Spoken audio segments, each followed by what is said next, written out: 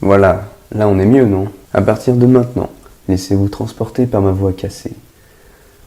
Nous allons nous plonger dans les méandres de la Fondation SCB.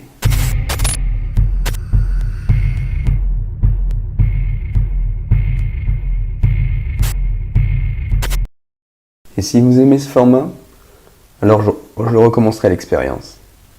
Non, pour être honnête, je recommencerai l'expérience de toute façon. Il y a tellement de SCP dont j'ai envie de vous parler, des théories que j'ai envie d'émettre, des créatures que j'ai envie de vous faire découvrir, et notamment celle d'aujourd'hui que je vais probablement faire découvrir à la plupart d'entre vous, étant donné qu'elle est très peu connue. Aujourd'hui, nous allons parler de SCP-030, alias l'homonculus. SCP-030 est un objet humanoïde de classe Sur.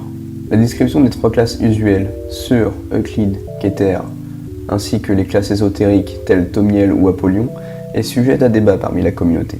Pour ma part, un objet de classe Sur est un objet dont les mesures de confinement sont légères et qui, si suivi, assure un grand niveau de sécurité. SCP-030 s'appelle lui-même par le nom Ariel. Et c'est ce que nous allons faire également, car c'est plus facile à dire déjà. Ariel doit être confiné dans une cellule pour humanoïdes spécialement adaptée à son gabarit. En effet, il mesure 71 cm pour 12,7 kg. Il est vraiment petit. Dans le cas où il serait nécessaire de le rendre inerte, le personnel pourra éteindre l'éclairage via un variateur externe et tirer des rideaux intégralement occultants si besoin. Pourquoi ? Eh bien, Ariel reste actif tant qu'une source de lumière de 15 lumens minimum est située dans un rayon de 1,5 m autour de lui.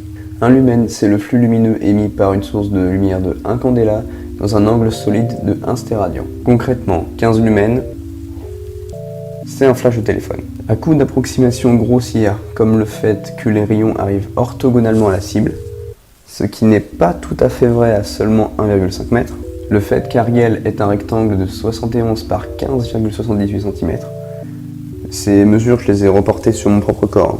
J'ai fait hauteur divisé par largeur, ce qui est encore un petit peu moins vrai que l'affirmation précédente. Et que donc l'angle solide et le cercle circonscrit dans ce rectangle, ce qui est encore moins vrai. Alors j'arrive à un éclairement minimal approximatif de 34 lux. Voilà, c'était la parenthèse scientifique, prenez-la ou ne la prenez pas. De toute façon, je ne sais pas si vous serez capable de comprendre ce que ça signifie.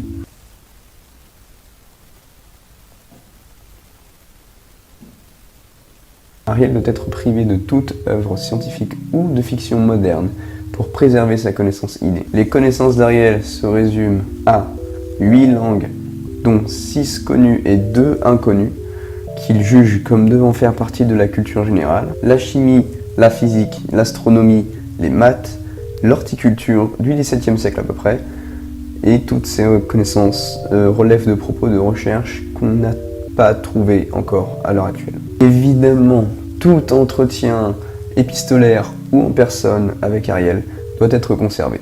Et il a bien sûr également été muni d'un dispositif de suivi à distance parce qu'on n'est jamais trop prudent. Maintenant, donnons une description physique plus détaillée d'Ariel.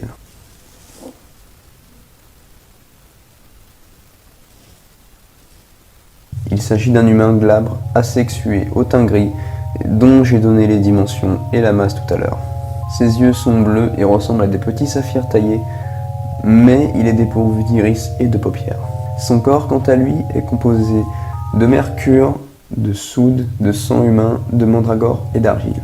Selon lui, malheureusement, une exploration chirurgicale complète pourrait être mortelle pour lui, d'autant plus que les morceaux et les échantillons prélevés ne se régénèrent pas, et qu'il ne peut pas être remodelé par des mains humaines.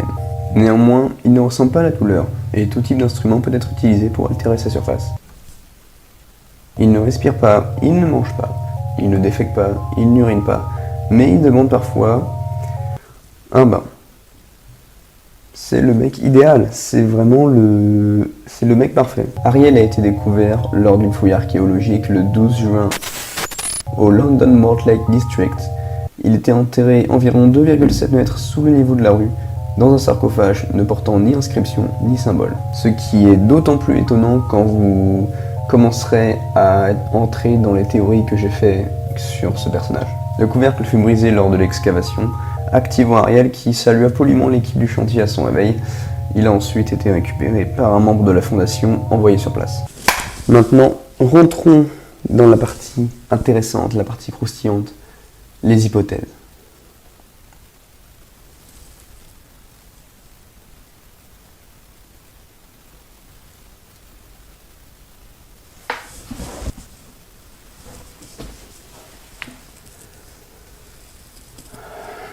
Il est dit dans le rapport que toute question sur sa création ou ses créateurs entraînera pour réponse automatique et toujours sur le même ton.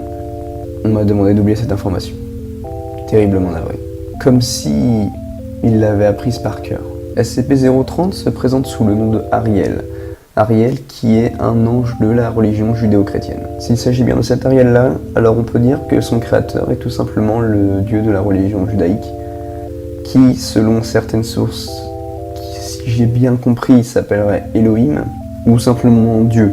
Mais bon, du coup c'est la même chose, puisqu'on est dans la religion judéo-chrétienne, musulmane, c'est le même Dieu. Mais alors, une des langues inconnues qu'il parle, ne serait-elle pas la langue de Dieu? Je n'y crois pas trop, car rappelez-vous qu'il considère qu'elle devrait faire partie de la culture générale. La langue des dieux, culture générale? La langue des dieux peut-elle vraiment faire partie de la culture générale humaine? Je ne pense pas, ce serait un petit peu blasphématoire de ma part. En revanche, il est précisé dans le document 030-C qu'il a effectué un séminaire sur la langue dénommée Alpha, qu'il appelle lui Zéphyr. Dans la mythologie grecque, Zéphyr est la personnification du vent de l'ouest et du nord-ouest. Malheureusement, même dans le mythe qui est attaché à Zéphyr, on n'apprend pas grand-chose sur quoi que ce soit qui pourrait avoir un lien avec Ariel. Il y a peut-être une piste à chercher ailleurs, mais pas de lien direct avec Ariel. Il pourrait donc s'agir d'une langue d'une ancienne civilisation, non divine, antérieure au XVIIe siècle, étant soit très petite, soit cachée, soit d'une autre réalité. Il y en a bien une qui me vient en tête comme ça, ce serait la société des Érichéchiens. Ceux qui ont affronté, vaincu et confiné SCP-2317, le dévoreur de mondes. Cela expliquerait qu'on a une traduction d'un texte écrit par eux alors qu'on ne les connaissait pas avant la découverte de 2317. La grande inconnue resterait donc la langue bêta, la deuxième langue inconnue parlée par Ariel qui devrait faire selon lui partie de la culture générale. Je vais vous soumettre une hypothèse, qui vous paraîtra certainement folle, mais écoutez bien tous les arguments. Je pense qu'Ariel est un mage. En effet, par exemple, il ne peut pas être remodelé par des mains humaines. Seul lui peut y parvenir. Cette phrase est quelque peu ambiguë. Et qu'est-ce que ça veut dire hein? Que quand on essaie de le faire, les éléments collent pas? C'est comme une pâte à modeler, mais qui glisserait? Qu'est-ce que ça veut dire? Donc déjà, juste cette phrase peut laisser plein de possibilités d'interprétation. En utilisant des éléments extrêmement simples, arrangés d'une manière qui paraît enfantine, Ariel est parvenu à concevoir un système capable d'émettre des ultraviolets par un moyen inconnu. Et pire que ça, les effets ne sont même pas reproductibles sans son intervention. L'hypothèse de la magie ne paraît plus si absurde à la vue de ces éléments. Mais donc, où est-ce que je veux en venir? Et si l'une des langues inconnues parlées par Ariel, qui selon lui devrait faire partie de la culture générale, était la langue originelle de la magie? Vous savez, dans tous les animés avec de la magie, les cercles magiques contiennent toujours des lettres ou des symboles, des runes quoi. Et ce serait cohérent avec son affirmation qu'elle devrait faire partie de la culture générale. En effet, on peut tout à fait imaginer qu'un être tel Ariel qui maîtriserait la magie estime que les humains devraient savoir maîtriser la magie. Je sens qu'Ariel a encore bien des choses à nous apprendre. Mais en l'absence d'autres vidéos plus détaillées sur d'autres SCP, on ne va pas pouvoir en dire beaucoup plus. Ces hypothèses et théories pourront être démenties, ou au contraire gagner en consistance au fur et à mesure qu'on découvrira de nouveaux SCP. Car oui, comme je vous l'ai dit en intro, je veux faire d'autres vidéos sur ce domaine, sur le domaine de SCP. En fait, encore une fois, je vous l'ai dit en intro, mais les SCP c'est un univers très riche qui me passionne vraiment, j'adore regarder des nouveaux trucs. Et il y a un nombre folle de théories et de questions auxquelles j'ai envie de répondre. Par exemple, comment vaincre SCP-682? Qui est vraiment le SCP-001? Qui est le Docteur Wondertainment? Qui est le roi Scar? En attendant, si cette vidéo vous a plu, je vous invite à mettre un like. J'espère que cette petite vidéo spéciale Halloween, sans décor de Halloween, parce que flemme et manque de temps. Et j'espère que vous êtes excités à l'idée d'avoir des vidéos sur les SCP, parce que j'adore, j'ai vraiment envie d'en faire plein, j'ai envie d'en faire plein.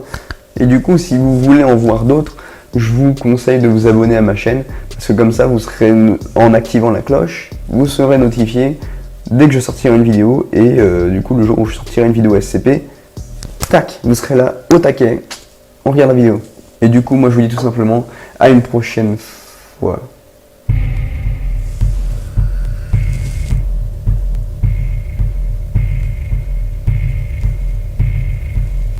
Ouais, à une prochaine fois.